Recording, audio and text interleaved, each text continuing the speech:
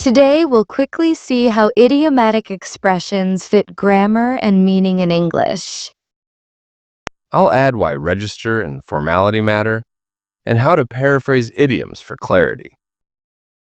Idioms are multi-word phrases whose meanings cannot always be guessed from the parts, like break the ice or spill the beans, so we treat them as chunks. Even though they feel like fixed phrases, idioms participate in grammar. They can be subjects, objects, verb phrases, or modifiers, and they must fit into sentence structure. Some idioms are completely fixed. Change the words or order and the meaning is lost. So learn those as set chunks and practice them in context. Other idioms accept some flexibility, tense changes, pronoun substitutions, and small modifiers. But you must watch collocations and articles to keep the idiomatic sense. A common mistake is wrong prepositions. Say in the long run, not on the long run. The preposition often determines whether the phrase is grammatical and meaningful. Pronoun placement matters too. For separable idioms like turn off or put on, a pronoun goes between verb and particle. Turn it off, put them on. By contrast, inseparable idioms keep the object after the whole phrase. Put up with noise, come up with ideas. Don't split three-part phrasal idioms. Idioms vary in register. Many are informal and suit conversation or narratives, while formal writing typically prefers precise single-word alternatives like investigate instead of look into. When writing academically, choose clarity. Replace vague phrasal idioms with discipline-specific verbs that convey exact procedures or relationships. In teaching, show both forms, the idiomatic version for natural speech and a formal paraphrase for academic contexts, so learners can switch styles as needed.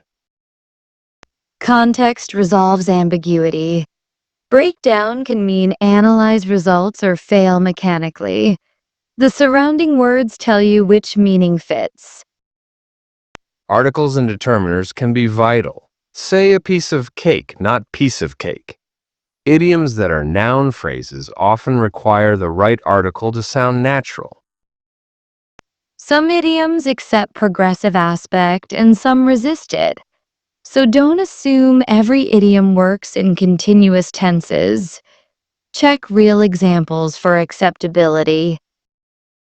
Negation and passives sometimes change the feel of idioms. The passive may be possible but can sound awkward, so choose voice according to tone and clarity.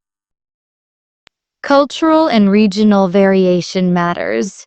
Expressions common in one dialect might confuse readers elsewhere. So choose internationally recognized idioms in global communication. Teach collocations alongside idioms.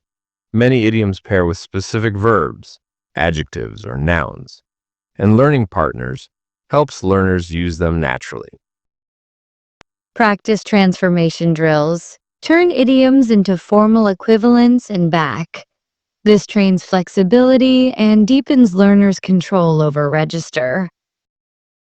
Highlight literal versus figurative readings by showing sentences where only one reading makes sense, so learners learn to spot context clues.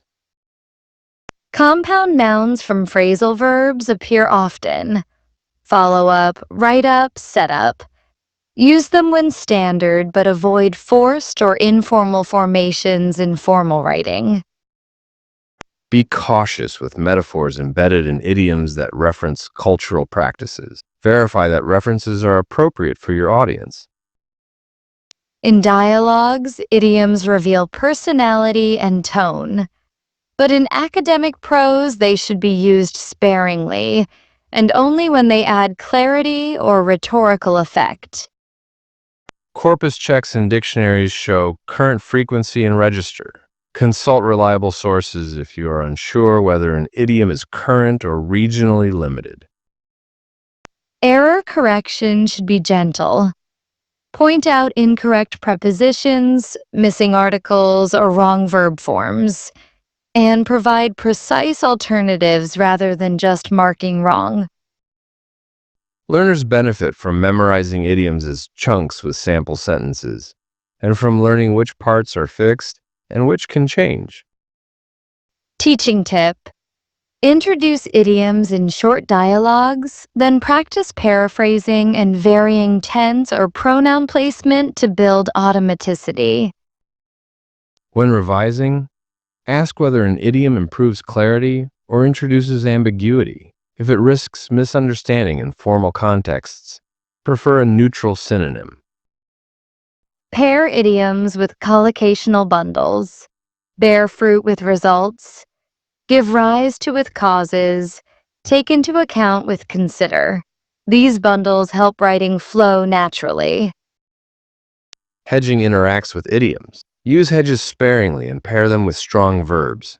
May indicate, might suggest, could point to, rather than stacking many softeners. Language evolves. Teach high-frequency, internationally recognized idioms first, and keep learners updated about shifting usage and emerging expressions. For exam writing, prefer clear alternatives unless the idiom is clearly appropriate. In speaking tests, idioms can score points for naturalness if used correctly. Frequent exposure helps. Read dialogues, watch interviews, and note idiom use in context. Noticing frequency and collocation builds intuition fast and prevents literal mistakes. Make short flashcards with example sentences and formal paraphrases, and review them in spaced intervals. This reinforces form, meaning, and appropriate register for different communication settings. Also discuss idiom usage with peers to gather feedback and improve regularly. Now we'll summarize what we covered and why it matters for a clear, accurate English. We checked idiom form, syntax, register, paraphrase strategies, and practical tips for teaching and revision. Today we learned how idiomatic expressions fit grammar, how to slot them into sentences correctly, and when to paraphrase for formality. We also learned to watch prepositions, articles, verb forms, collocations, and register, to consult corpora, and to teach idioms with context and paraphrase options.